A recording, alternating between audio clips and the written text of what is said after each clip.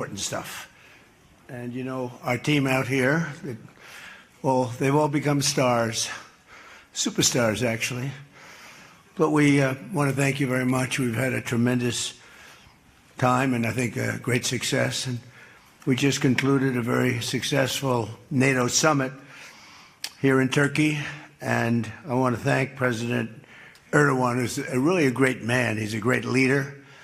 He's a friend of mine, been a friend of mine for a long time. He's a strong person, a very strong personality, and that's why he runs such a successful and good country, and really a great, I would say, a great country. Militarily, he's very powerful. People leave him alone, but he's really done a fantastic job. And from the moment we got off the plane, you look at the airports were beautiful. They built a new terminal for our arrival. Everything was beautiful. And so I just want to thank President Erdogan, who's done a fantastic job in Turkey.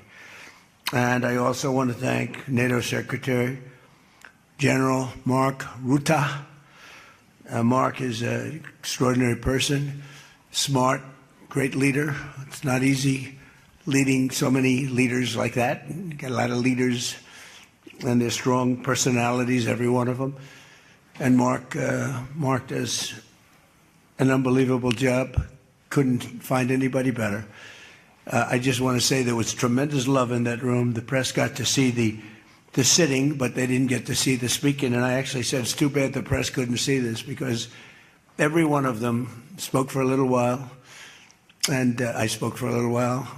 And it's a lot of speeches. We kept it short, but it's too bad the press couldn't have seen what we were doing in that room, because it was very smart people, and they have a lot of good in their heart, not evil, good. And they're doing a great job for their country. The world is doing well. We have, as you know, the oil is down. We'll see whether or not we keep it down. We should keep it down. We're doing things that should have been done 47 years ago with Iran. And I just want to say that throughout my first term and over the past 18 months, the United States has led a historic effort to dramatically increase the defense spending and to have equipment that no other country in the world has. When you look at Venezuela, when you look at Iran, essentially demolished their military in a couple of weeks. They had a good military, they had a good Navy, they had 159 ships, everyone's at the bottom of the sea. They had hundreds of airplanes, they're all gone. They were all lying burned up on the runways. They were totally decimated, their radar's gone. Everything's gone, their leaders are gone, frankly. And their combat capability is pretty low. They have a small percentage of missiles left. They have some of the launchers, missile launchers left, call them launching pads, but most of that's been destroyed too. So we have the strongest military in the world by far, not even close. Everybody admits that. Last year's summit in the Netherlands was great also, and we achieved an unprecedented agreement to increase the annual defense spending, and it's the benchmark, raising it from 2% to 5% of GDP, which everybody said was impossible. And now they're all thanking me, and most of the countries have agreed to it. We have a couple of that didn't, but I have a feeling they're going to, and pretty quickly. In fact, today they were very positive. One of them in particular was, I didn't think a good team player. Today was a great team player. As all of the leaders understand very well, the United States remains by far the largest contributor to NATO, monetarily and maybe otherwise, and the strongest military anywhere in the world. And they respect us as a country. Again, they didn't respect us 2 years ago. They laughed at us. NATO laughed at us. Everybody laughed at us. They don't laugh anymore. There's no more laughing. This year we invested a record $1 trillion in our armed forces, and we're going to be asking for $1.5 trillion coming up. We have the money being spent on the best equipment anywhere in the world. In the working session this morning, we discussed the progress other members are making toward the 5% target, and they're making great progress. Many of these countries are very rich, by the way. We don't have to feel sorry for them. But it doesn't mean they're properly protected. There's a big difference. Some have truly answered the call, and others are making big changes and will be answering the call. I think I can say in all cases they're going to be answering the call. And we'll be taking in over $1 trillion a year toward defense. And that's a tremendous amount of money. It's a big up. They were at 2%. They were actually at 1%. I got them to 2%. Then I wanted to get them to 5%. And we got up to 5% the last time. And they're, just again, if you could have seen the respect and the love in the room, and it's love really for the country, for our country. I don't want to say me because you'll say, oh, he's so conceited. He's such a conceited person. But they do. I mean, they like the job I'm doing. They said, sir, we love you. These are grown people saying that. Isn't that nice? Maybe, I don't know, maybe they're trying to get to me. And in a way they did, because there was tremendous unity in that room. And I urge all nations to accelerate their plans to get the benchmark as quickly as possible. The benchmark is going to be that 5% number. That's the number it should have been for years. As a result of the commitment we achieved last year, defense spending of other NATO members surged by more than almost $150 billion in 2025, and much of that money is being spent on American-made equipment. They all want American-made equipment. We're pushing very hard to have the defense companies, and they're great. We make the best equipment, the Patriots and the Tomahawks, and everything we have is considered to be the best. Not by me, it's everybody wants it. I wish we made it faster because we could sell as much as we could make. And as you know, I had Lockheed and every one of the companies, all of the companies who are Raytheon as an example, Boeing. So many of those great companies are now building plants. They had big plants, but they were using them 24/7. I said, that's not the way to do it. You have to build more plants. You don't have to just go overtime. No tax on overtime. Remember that, please? No tax on overtime. Those people are happy. But they were doing literally 24 hours to get the Tomahawks done and the Patriots done and all of the other defensive and offensive equipment done. It's the most sought-after equipment in the world. You saw that with Venezuela, where they had a lot of great equipment. It wasn't ours, and it didn't work. Our equipment works, but we have to produce it faster for other countries. For everybody, including ourselves, we have to produce it faster. So we think within a year and a half max, we'll be, instead of waiting for a year or 2 years, we'll be having it on a 2-week wait, maybe a 1-week wait. That's what I want. And it'll do really well. A lot of people are, just waiting. They're waiting. They want to get this defensive equipment, maybe in particular the defensive equipment, but offensive and defense. As much of that money is being spent on American-made equipment. That's the money that the European and Canada are spending, European countries mostly, and Canada. And they're spending that with the United States, largely. And it's American-made, made in the USA, as we say. Weapons, munitions, supporting thousands of American jobs. This will increase. We have the highest number of jobs. Right now, we have the most people working in the United States that we've ever had in the history of our country.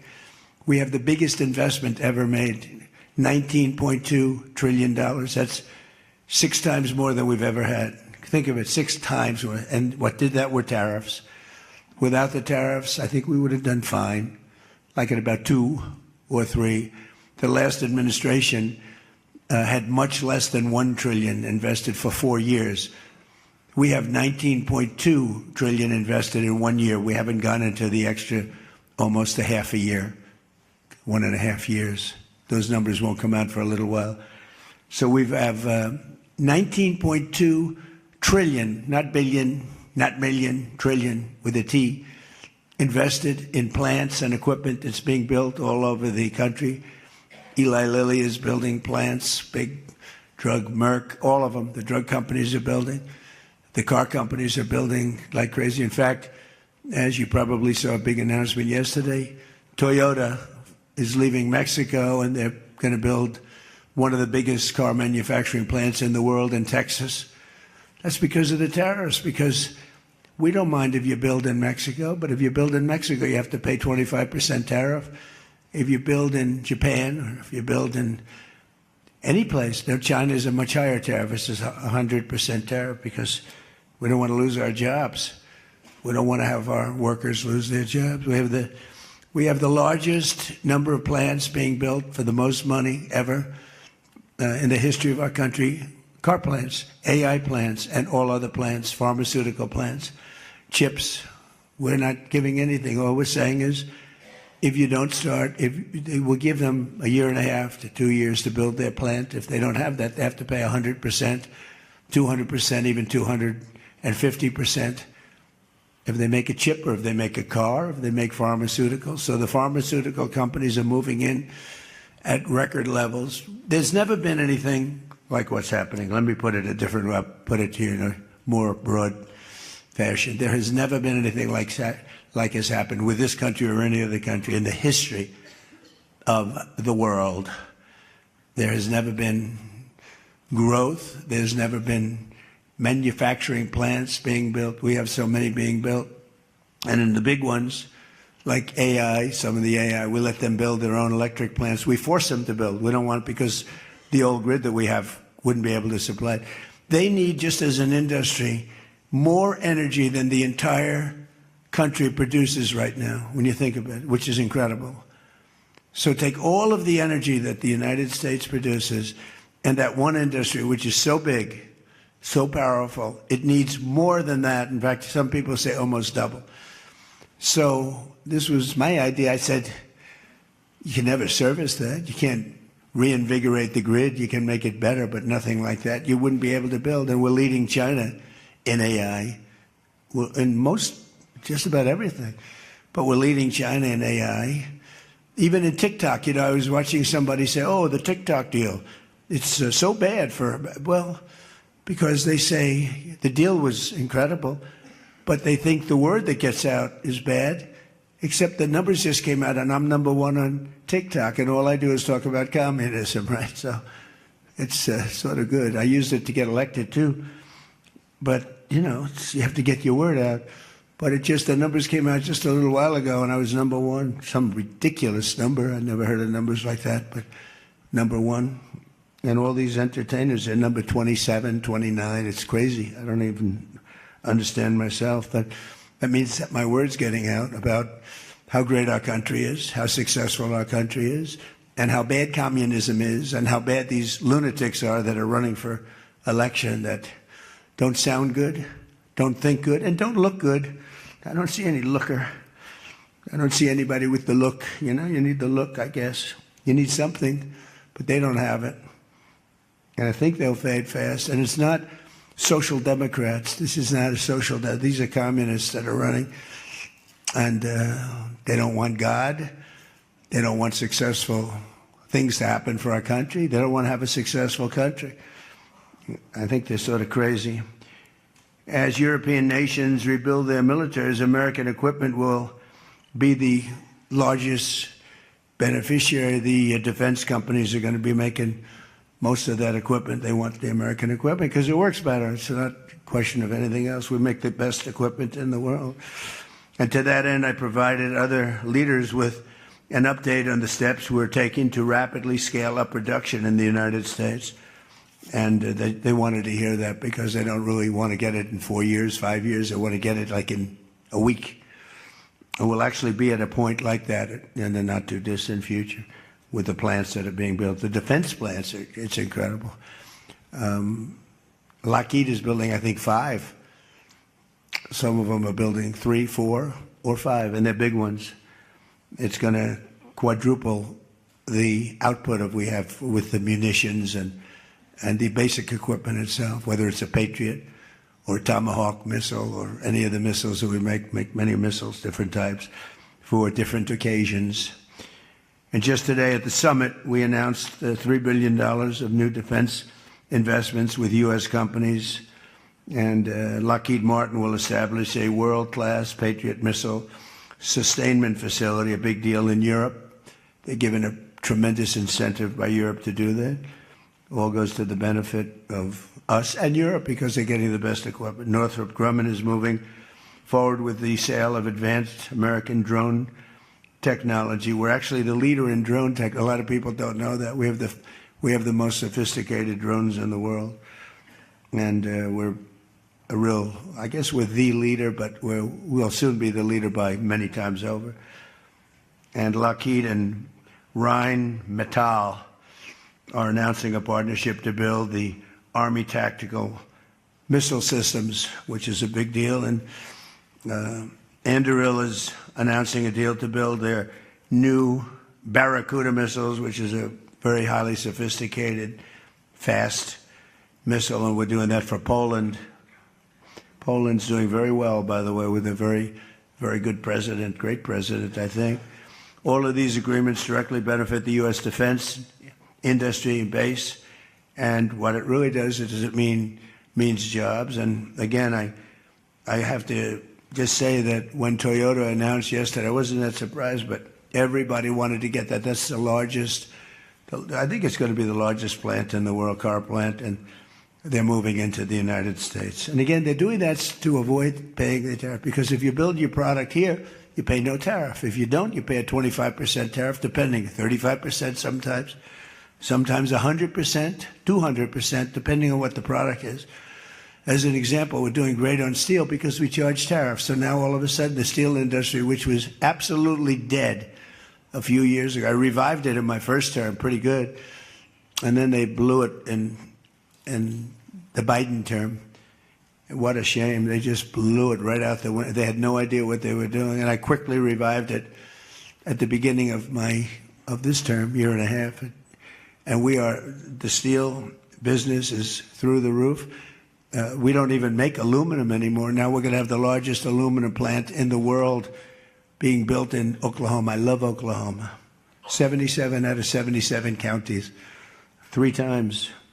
And it's great. It's a great state. They're going to be building the largest aluminum plant in the entire world in Oklahoma. It's starting very soon.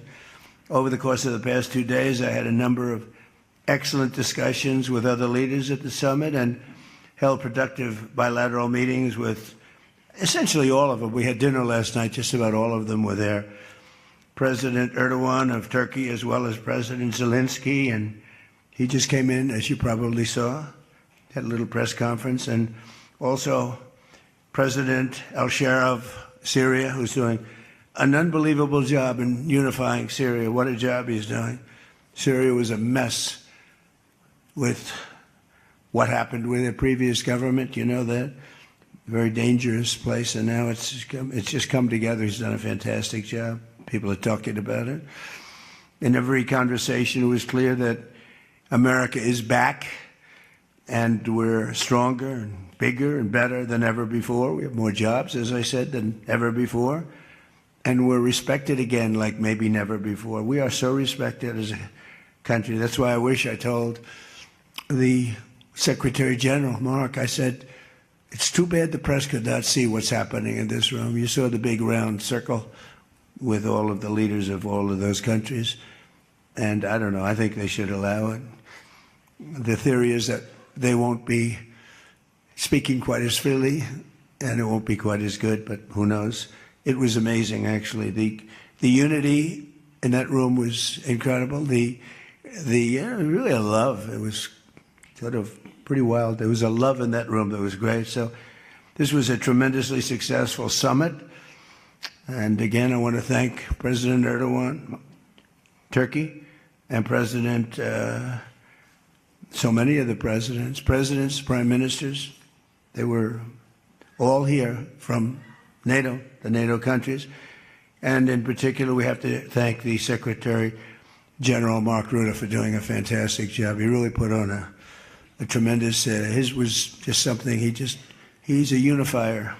He's a tremendous unifier. So I could take a few questions. We've done a few of these already today, so I don't think we should take too many.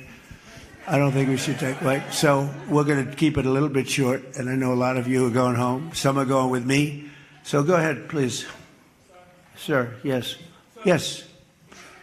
No. The gentleman right here. The very tall gentleman who's very insecure. He doesn't want to ask the question.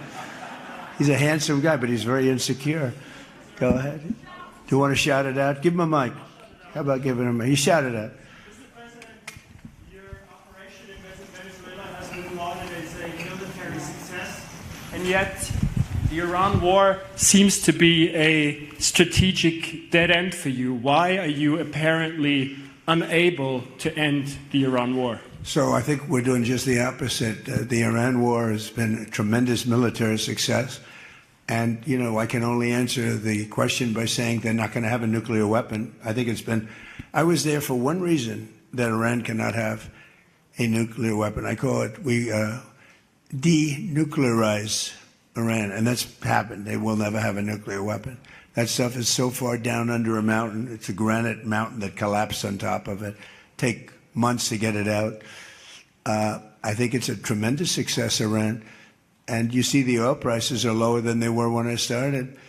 And people like to say that, but look, they have no military left. Their Air Force is gone. As I said, their ships are gone. 159 ships are gone. They're at the bottom of the sea. Their radar is gone. Everything's gone. So when you say not a success, it's a tremendous success. The fake news likes to say how well they're doing. They're doing terribly. They have 350% inflation. When the war started, they had like 6%, 5%. They want to make a deal, but they don't know how to make a deal, and then they go around shooting ships at night. I don't like that. You know, they're dealing with very fine people. They're dealing with Steve Witkoff. They're dealing with Jared Kushner and J.D. Vance, and they're dealing with Marco and Scott. They're dealing with great people, but I don't know. I think they're a little loco. They're a little crazy. But they told us they'd like to go to the funeral of a person who was killed a lot of people. Khomeini killed a lot of people over the years, and there for a long time. Don't forget, what we did should have been done 47 years ago. It could have been done any time within 40. This has gone on for, they were the bully of the Middle East. So they're a much different country. Now, in one day, all of their anti-aircraft things are gone. That doesn't mean they're not going to get a plane at some point. But all of it's gone. Everything's gone. Their leaders are gone. They had leaders, they're gone. And they had another set of leaders, they're gone. Now they have another set of leaders, they may be gone. Who knows? And you know what? I may be gone too, because I'm their number one target. It's out all over the place. I'm their number one, because they're scum. That's the way they act. And that's the way they've done it for 47 years. But I'm doing what's right for the country. I'm doing really what's right for the world. They have to be stopped. And they've killed thousands, hundreds of thousands of people. They killed 52,000 protesters over the last 3 months. So when you say we're not doing well, I think we're doing phenomenally well. Our military has been incredible. Plus, we had a blockade. Did we have a blockade? Did you ever see a blockade work that way? You know, for you that said we're not doing well there. We did great in Venezuela. That was a one-day war. And they're very good military. You know, it's a very military country. We took out one of the worst human beings in the world, Maduro, and he's in jail waiting for trial. But what he did to this country was incredible, including the fact not only the drugs, but he had people pour into the country from prisons. They opened up their prisons. They allowed them to come in. We're getting them out. We're getting them all out. But we have, with the Biden open border policy, with Kamala as your border czar. Remember, she was a border czar, but she never called Border Patrol, never once, and she never went to the border. The border was a disaster. Now it's fixed. It's fixed where we have nobody, and I don't do these numbers. 0 people come in through our border, through our southern border. 0. And that's been announced now every month for the last 12 months. 0. We had millions of people come in, under 25 million people, I think more than that under Biden. And they weren't people that you want, and for the most part, they were drug dealers. They were escaped from, think of it, all the prisons, and I'm not just talking about from South America, I'm talking about from the Congo, I'm talking about from all over the world. The prisons were emptied out. They were emptied out into our country. But they had the worst murderers. They had We had people allowed in our country that should never, and they walked in through an open border policy. And all I'm saying is that you're lucky we won this election. Yeah, please. Go ahead. Go ahead. No. Yes, go ahead. Thank you, Mr. President. Iris Tao. Who you with? NTD. Why don't you say your name and who you're with? It's always helpful. Thank you, Mr. President, for doing this. Iris Tao with NTD, with a sister media with the Epoch Times. Okay. On communism, you've been issuing a wake-up call to Americans at home about the dangers of communism. And now you're speaking on the world stage. What's your message to people both living under communist and socialist regimes, but also people living under democracies like in Europe and America who might not have realized how close communism has come to home? Yeah, that's a great question, actually. But look, I want to get the word out because what's forming is communism in the country. And communism's easy to sell. I would be the greatest communist in history. I'd be right up there with Lenin. I'd be as good as anybody. You've got free rent for the rest of your life. What they don't say is that you'll be living in squalor in 12 months. You've got a free house. Would anybody like to have a free house? We'll take it away from somebody. We'll give it to you. You'll have murders all over the place. Communism's a disaster. It's been proven to be for thousands of years under different names, but same thing. It's very important. And, you know, it's funny. One of the reasons I do so well with Hispanic people, I set a record, Republicans. I get great numbers for the election, helped me get elected in a landslide. The Hispanics, because a lot of them came from countries that were essentially communist. You know, whether you call them radical socialist or communist is not that much, but there's a little difference. When they say social democrats, we're social democrats, it sounds so nice. It's not nice. It's a very dangerous term. So I do talk about it, and I talk about it on TikTok, and I talk about it everywhere. I talk about it here. And you're right, it has become international, but it's never worked, and it's not going to work. What is working is the United States. So think of it, we have more jobs than we've ever had. People are making more money than they've ever made. I'm talking about workers now. I'm talking about workers. They're making higher salaries than they've ever made before. It's just the best system, and it's got flaws, but everything's going to have a little flaw, but it's been amazing. And when I watch what's happening, and I see these lowlifes getting, I mean, they're lowlifes. I watch them. I know good people. I know quality people. These are essentially lowlifes. And when I see what they're talking, I think they're very dangerous in many ways. And I've said it, and then I said, boy, that's a pretty big statement. Then I realized, you know, a couple of people said, I think you're probably right. I think this country, with this thing that's going around, is in more danger than it was during World War I, World War II. If you talk about September 11th, if you talk about Pearl Harbor, that was big danger. I think the concept of us going communist, because one thing that happens when you go communist, you never come back, never comes back. You die in squalor. You die a horrible death. You die in squalor, and it gets very evil and very nasty. Yeah, please go ahead. Mr. President, Tyler Pager with the New York Times. Last month you said Iranian leaders were very rational people, nice people to deal with, strong people, smart people. Today you said they were scum, sick people, and being led by sick people. What changed, and do you think they're... I got to know them. So I've said that about a lot. Now, when you say rational, I think they're much more rational than level 1, level 2. Level 1 is gone, level 2 is gone. This is level 3. I think they are more rational, but based on their actions over the last week or two, they're not doing a service to the people. And I think more than anything else is I got to know them. And I'm not sure I want to make a deal with them. We can play games, but I'm not sure I want to make a deal. I just finished the job. Yeah, please, go ahead. Go ahead. Go ahead. Go ahead. Thank you, Mr. President. Steve Sedgwick from CNBC. The oil markets are up today, around about 7% for WTI and Brent as well. The world is taking you at your word, sir, that the MOU is over, that the ceasefire is over. What happens next, sir? Are we on the cusp of a full-scale return to full conflict? Well, I'll tell you what happens next. We're never going to see Iran have a nuclear weapon because that's much more important than the numbers you're talking about. The prices of oil are dropping like a rock. Now they'll be up a little bit, and this will end very quickly. We have an oil glut right now because we got all those boats out of the strait, and it's going to drop, and I've predicted everything. I've been right about everything, and I have been for a long time. That's how I got to be president 3 times. That's how I won 3 elections. I did very well in the second one, won it. It was a rigged election. But I've been right, and oil's coming down. Now, I have to make sure of one thing, that we don't have lunatics having control over nuclear weapons. So we have that now. There's no way they have a nuclear weapon. We have cameras, as an example, on the site that those beautiful B-2s at 1 o'clock in the morning 10 months ago blew up. They blew it up. We have cameras, that's called Space Force, if they're in space. But we have cameras that can read the badge of the person going over to a site. Mohammed something. We say it's Mohammed something is there with shovels. Well, shovels won't get you there. The biggest machinery in the world probably won't get you there, if you want to know the truth. It's way, way below. But we're watching that. And if anybody goes there, they get blown up. So nobody's going to touch that. Eventually we'll take it. But what we do have is we have that. That's gone. If we wouldn't have had that, they would have had a nuclear weapon and they would have wiped out Israel. If I weren't president, Israel wouldn't exist. And we did it 2 times.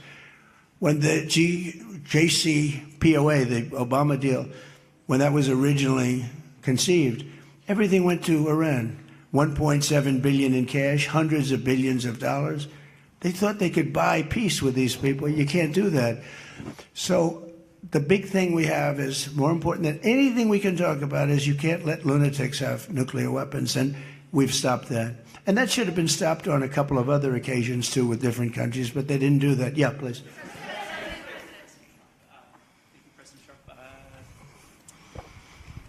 Stephen Nelson from the New York Post. I'd like you to address speculation that you're leaving Ankara not in the new Air Force One because of security concerns involving Iran.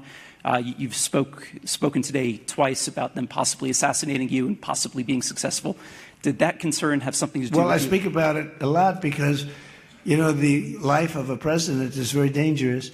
It's 5.2%. You know what a race car driver is? 1/10 of 1%. A bull rider, that looks pretty dangerous to me. It's 1/10 of 1%. No, it's 5.2% is you don't make it. You should have told me. You're an excellent reporter. You should have told me that years ago. Maybe I wouldn't have run. It's a very dangerous profession.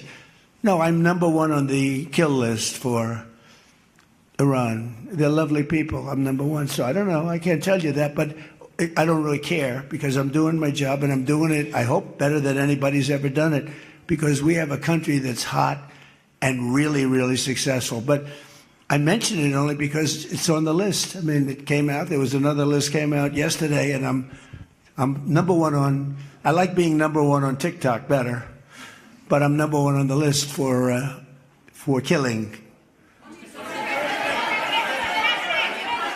Go ahead. Hey, Sean McCreesh, New York Times. But why aren't you flying the new plane home?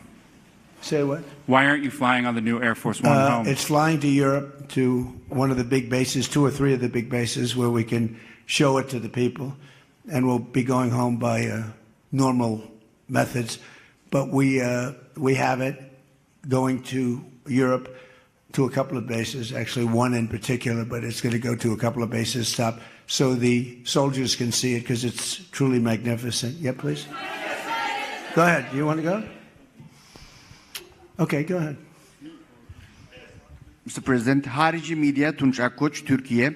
Mr. President, it seems that the war with Iran may start again. What do you expect from your European allies? I don't think it's going to start again. I think it's going to go very quickly. They hit a couple of ships, and so we hit them much harder. When they hit, we hit 10 times harder. You know, we hit much harder than they do. We have a lot better equipment than they do. We may even, somebody asked before, do you think you'll hit them tonight? I said, we might. Yeah, we might. But when they hit, we hit. You know, it's what we use their language. We speak their language. No, I don't think so. I think anything that happens is going to be over very quickly, and we'll only make it safer, including for oil. Oil is going to be very free, very easy, and it's going to happen very fast.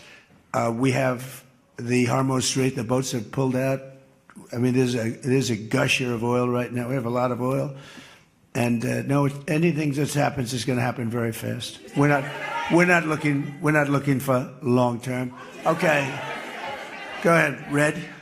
President, you said today, Ines de la Cuetara with MS Now, you said today that countries... You're with who? MS Now.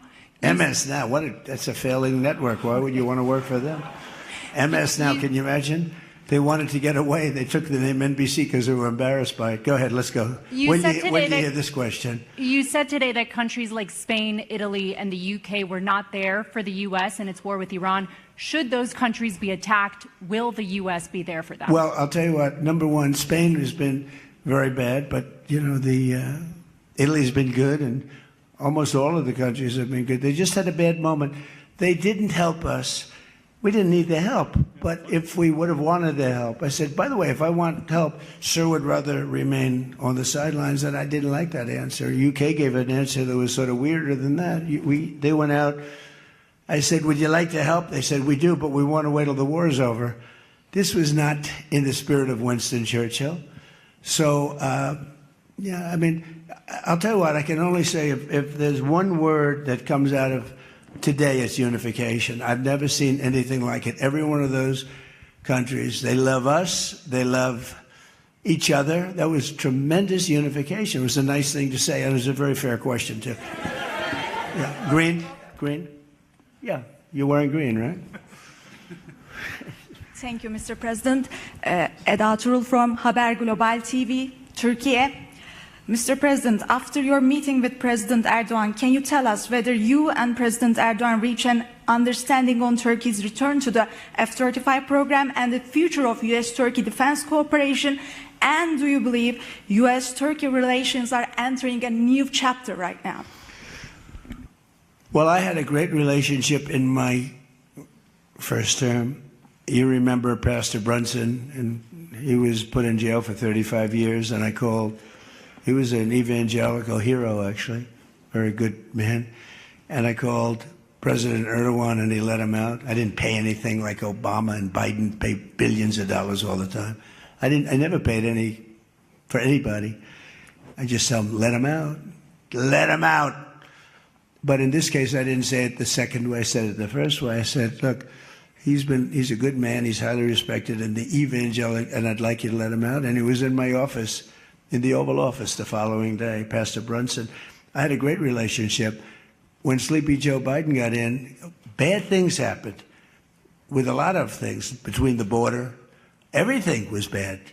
We were laughed at all over the world, and we had a very bad relationship with a lot of countries. I think Turkey was one of those countries. But that changed on November 5th when we had the election, and it's one of our best relationships. We have a great relationship, and they're talking about the F-35 airplane, and it's the best plane, and everybody wants it, and we have to make a decision who we give it to. I mean, my inclination, because he stayed out of, he's not a huge fan of Bibi, and he's not a huge fan of Israel, but he stayed out of that war. He could have gone into that war very easily, and he didn't. At my request, he stayed out of that war. He's been a very good ally. I mean, Marco could tell you we have a very strong relationship with Turkey. You know, it's a very big country. It's a very powerful militarily. It's the second most powerful country in NATO. It's a NATO country. So whether or not we do that, I haven't totally made up my mind. But my inclination is to say, look, he's done everything. He's helped us in so many different ways. And you know who else has been good to us? China. China never came into the war. They get 50% of their oil from Hormuz Strait. They never came into the war. They never said, I'm going to send a ship in 5 destroyers along each side of the ship. They never did. No, President Xi's been great. Everyone's been sort of great, to be honest. You know why? Because they respect our country again. They laughed at our country. They thought we were a bunch of fools. They saw a president that couldn't talk, he couldn't walk. He was a disaster. They lost respect for our country, but now they have more respect for our country than they've ever had before. Thank you all very much. We'll see you back. Thank you very much, everybody.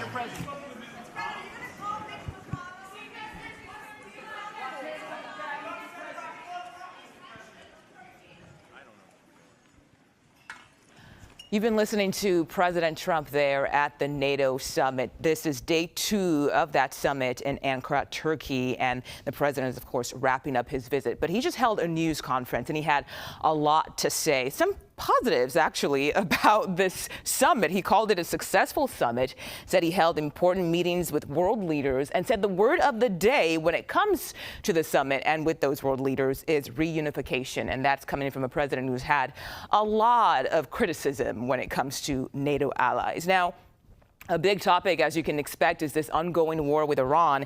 The president was asked a lot of questions about it, and he said that the regime is scum. That's the word he used for them, and said that the U.S. is doing well in this war. He said Iran's military, he always repeats this, he says it's been decimated, and kept saying that they no longer have a military, that all their ships are gone. He also said that anything that happens next will be very fast. He had mentioned earlier that there might be more strikes against Iran later tonight. So we'll see what happens there. And he did mention that the regime wants to make a deal, but that he is not sure if he wants to make a deal with them.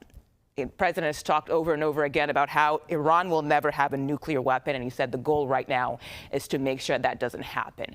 We'll have a lot more news for you here on CBS News 24/7 and reaction on the other side of this break. Stay with us. We'll be right back.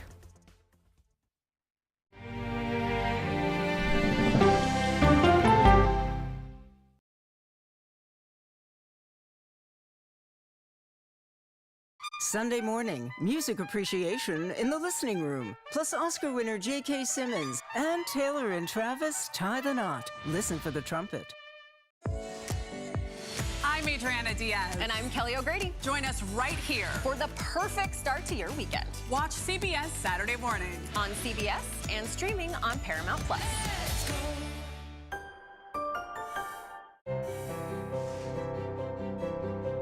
The only way to get a 360-degree understanding of America is to get out there in America. There really is no swing at all when it comes to the priorities of everyday people. We care about how secure our job is, whether we can plan on retiring with dignity, whether our kids can have a brighter future than we have today. These are the fundamentals of American life, and I think they can be again.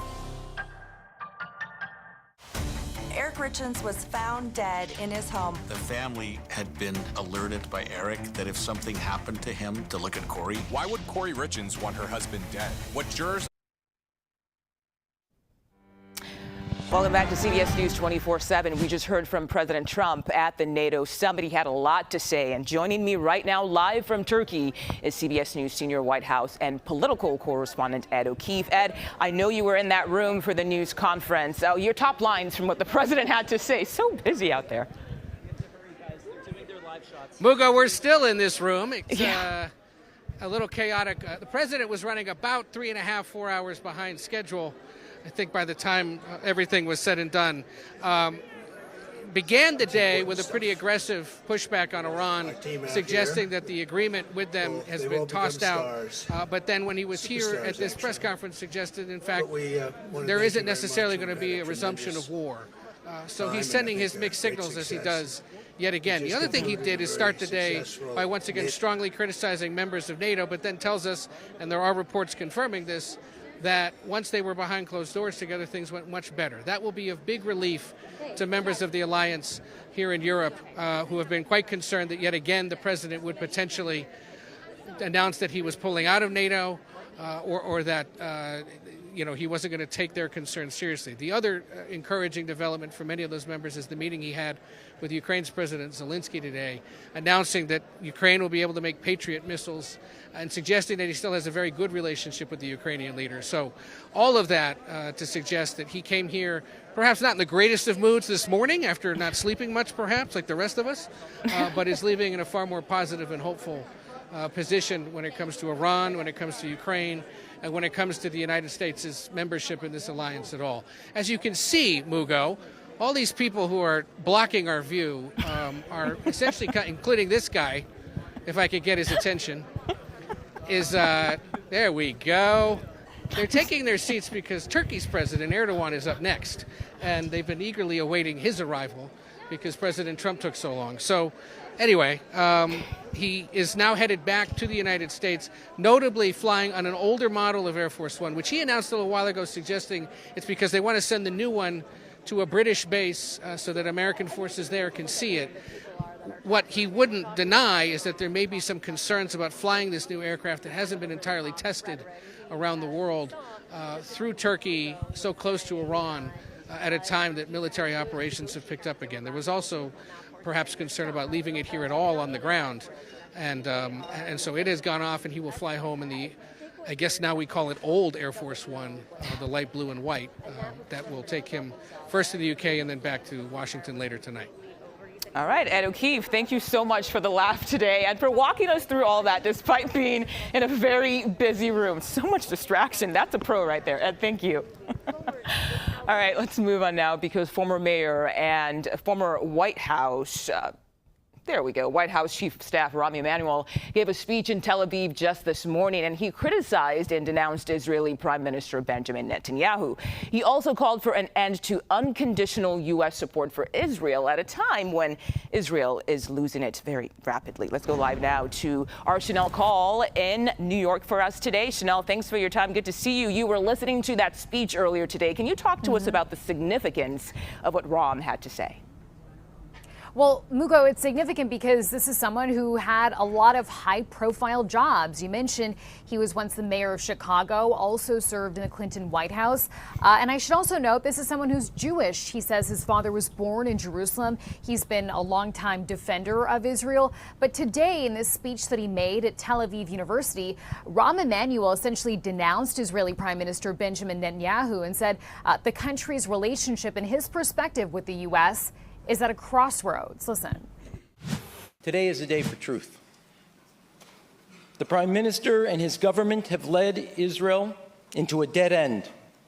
For too long, American policy towards Israel operated under the assumption that the best thing Washington can do for Jerusalem is to blindly, to silently stand behind your government.